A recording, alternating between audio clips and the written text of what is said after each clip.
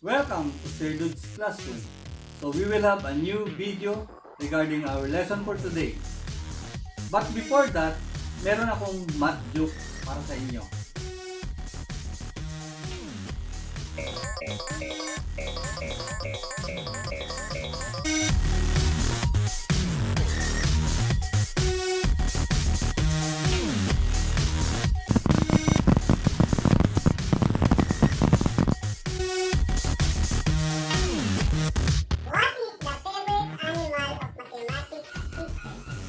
Ano? The favorite animal of mathematics teachers is algebra.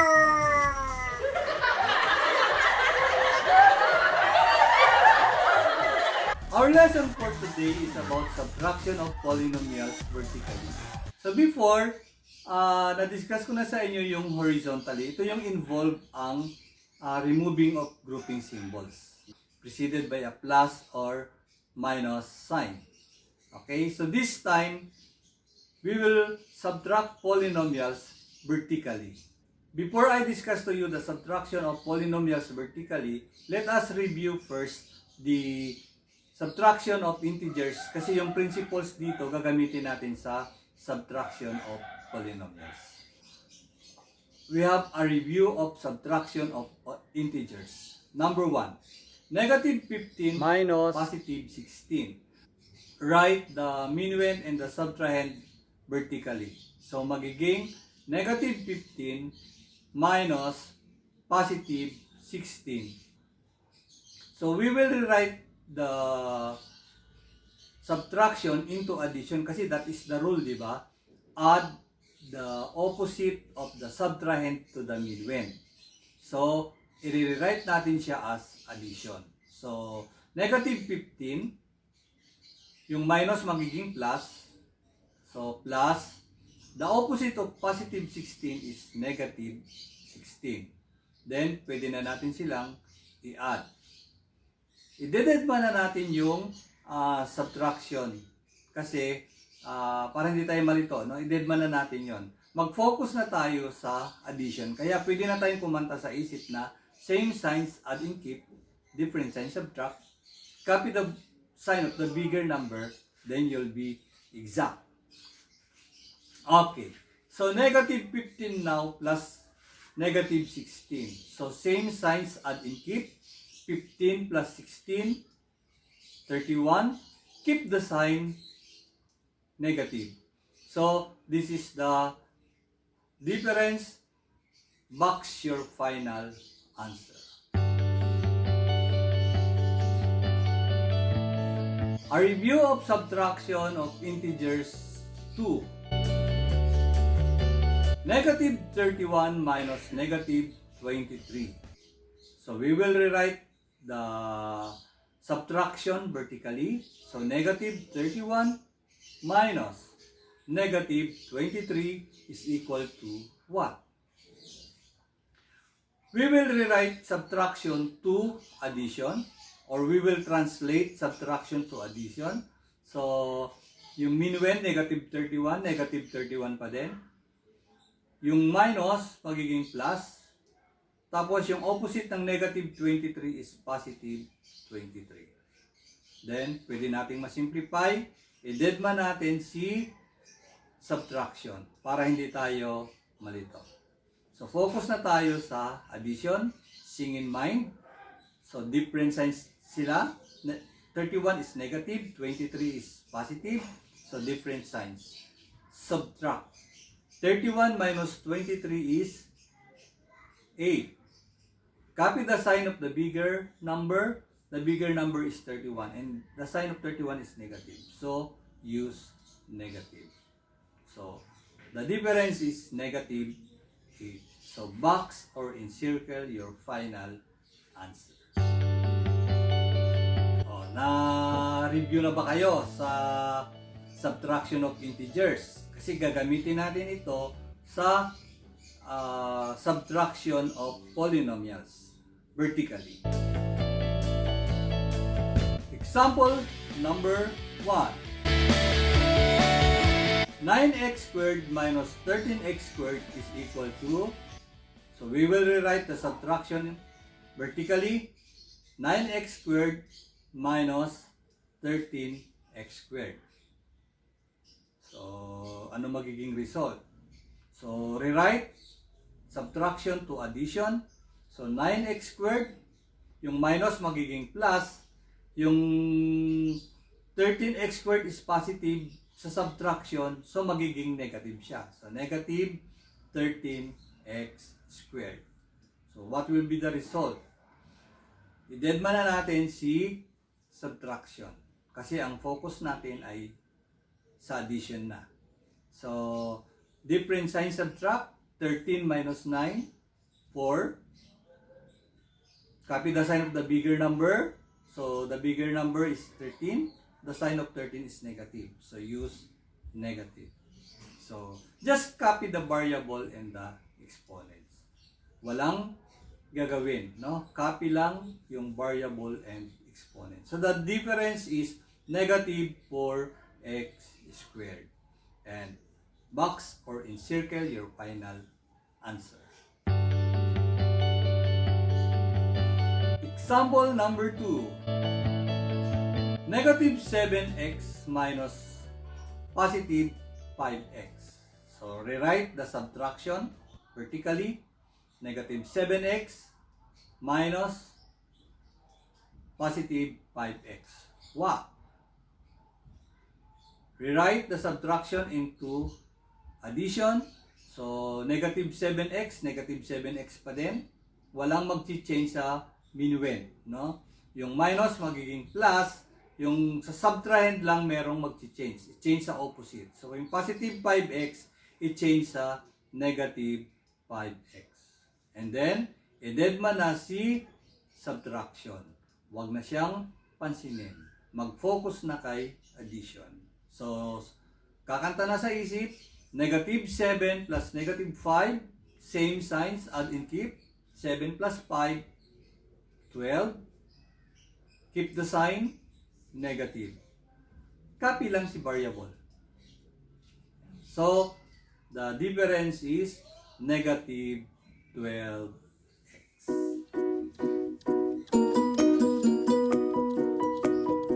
Example number 3. Negative 15x cubed minus negative 21x cubed. Rewrite the minuend and the subtrahend vertically. So, negative 15x cubed minus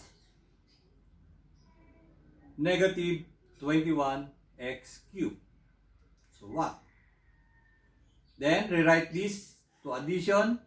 So, negative 15x cubed, yung minus magiging plus, plus the opposite of negative 21x cubed, positive 21x cubed. Ayan. So, pwede nyo na rin hindi isulat yung positive sa 21x cubed. Pwedeng plus 21x cubed na lang. And then, i-deadman na yung subtraction.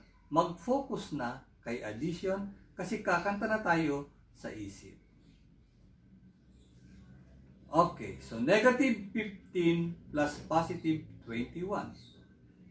So, different sign subtract kasi magkaiba ng sign. Si 15 is negative, si 21 is positive. So, different sign subtract. 21 minus 15 is 6. Copy the sign of the bigger number, positive. So, positive 6. No need to write positive sign kasi understood na yon, no? Hindi na natin sinusulat. So, copy lang si variable and si exponent. So, the difference is 6x cubed. And, as usual, box or encircle your final answer. Example number 4. 23x raised to the 5th power minus negative 17x raised to the 5th power. This time, we will not rewrite the minuend and the subtrahend vertically. We will go directly to addition, no? Pero syempre, mag-change, susundin pa rin natin yung rule. So, 23x raised to the 5th power muna. Ayan. So, walang mag-change sa minuend. Yung minus, gagawin na natin plus. So, palitan si minus ng plus. Tapos, si negative 17x raised to the 5th power, i-opposite na natin. Kasi plus na yung ginamit nating operation. So, yung negative 17x raised to the 5th power, magiging positive 17x raised to the 5th power. Yung positive, pwedeng isulat. No? Ayan. Pwede rin hindi. Pwedeng tanggalin. Kasi understood na nga yan. So, pwede na nating i-simplify. So, same signs, add and keep. 23 is positive. 17 is positive. So, same sign sila. 23 plus 17 is 40. So, copy lang si variable and exponent. So, the difference is 40x raised to the 5th power. And, as usual, box or encircle your final answer. Example number 5. Quantity 5 plus 7x minus the quantity 9x minus 6. So we will rewrite the terms vertically. And when we rewrite the terms vertically, it should be in descending order. So 7x muna. So we will not write anymore yung plus kasi understood na yon na positive, no? So 7x, tapos yung 5. Sir, wala pong operation before 5s. Maglalagay tayo ng plus. Kasi ang 5 is positive. So 7x plus 5. Meron tayong ano dito, property, no? Property of operations or property of addition. So 5 plus 7x is equal to 7x plus 5. Yan yung property na commutative property of addition. So the order of the addends does not affect the sum. So yung 5 plus 7x equal lang siya sa 7x plus 5. So katulad doon sa example number 4, nire-write natin directly sa addition. Hindi na natin nire-write yung subtraction. So i-rewrite na natin sa directly to addition. So yung minus gagawin na natin plus. Yung opposite ng 9x, kasi di ba, add the opposite of the subtrahend to the minuend. So yung opposite ng 9x is negative 9x. Yung opposite ng negative 6 is positive 6. And then, pwede na nating i-simplify. So 7 plus negative 9, different sign subtract. 9 minus 7 is 2. Copy the sign of the bigger number. So, negative. And copy lang si variable. Okay. So, 5 and 6 have the same signs. So, same signs add and keep. 5 plus 6 is 11. Keep the sign positive. So, the difference is negative 2x plus 11. Example number 6. Quantity negative 8 plus 3x squared minus 4x minus the quantity 5x minus 8 plus 4x squared. So we will rewrite the terms vertically in descending order. So mauuna muna yung 3x squared. Then yung minus 4x and then yung negative 8 or minus 8. So ayan yung arrangement niya in descending order. And then, i-rewrite natin directly to addition. So, yung minus magiging plus. Pero lahat ng terms sa subtrahend, i-change natin sa opposite. So, yung 4x squared, positive siya, magiging negative 4x squared. Yung 5x, positive din, i-change natin sa negative 5x. Negative 8, gagawin natin positive 8. And then, pwede na nating simplify. So, we will now add 3 plus negative 4. So, different sign subtract. 4 minus 3 is 1. Copy the sign of the bigger number, negative. So, copy lang yung variable and exponent. Sir, sabi nyo bawal po isulat yung 1 before a variable. Hindi pa naman yan final answer eh. So, mamaya makikita natin. So, negative 4 plus negative 5. So, same signs add and keep. 4 plus 5 is 9. Keep the sign, negative. Then, copy lang si x. Negative 8 plus positive 8. So, meron tayong property rin yan. Inverse property of addition. The sum of an integer and its opposite is always equal to 0. So, negative 8 plus positive 8 is 0. So, magiging negative 1x squared minus 9x plus 0. Pero hindi pa yan final answer kasi hindi siya simplified. So, para ma-simplify siya, so, tanggalin natin si 1 before the variable x. So, magiging negative x squared. Then, negative 9x plus 0 is, meron tayong property niyan, identity property of addition. So, any number added to 0 will give you the same number. Any expression added to 0 will give you the same expression. So, negative 9x plus 0 is negative 9x. And box or encircle your final answer.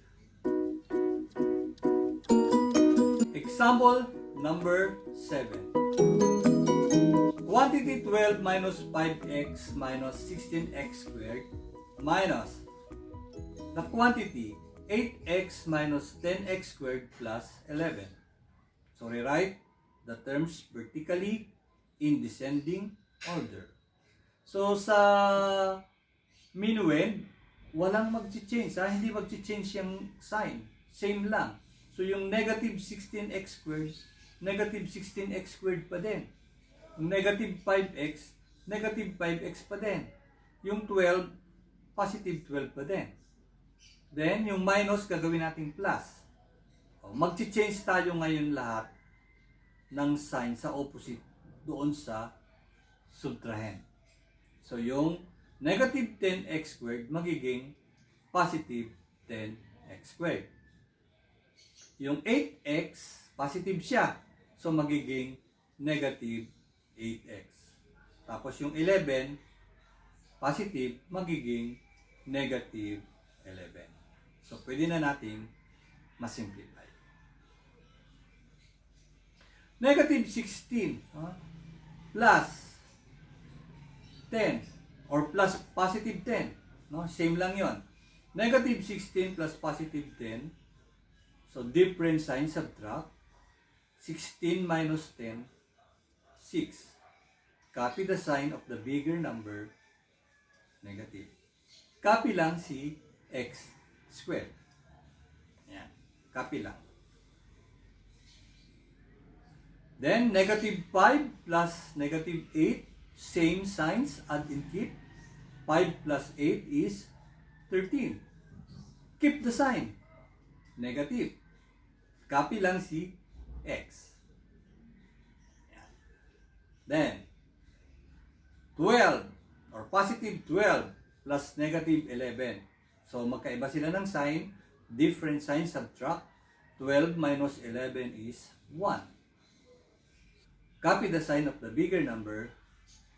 The bigger number is 12 and the sign of 12 is positive. So, use positive.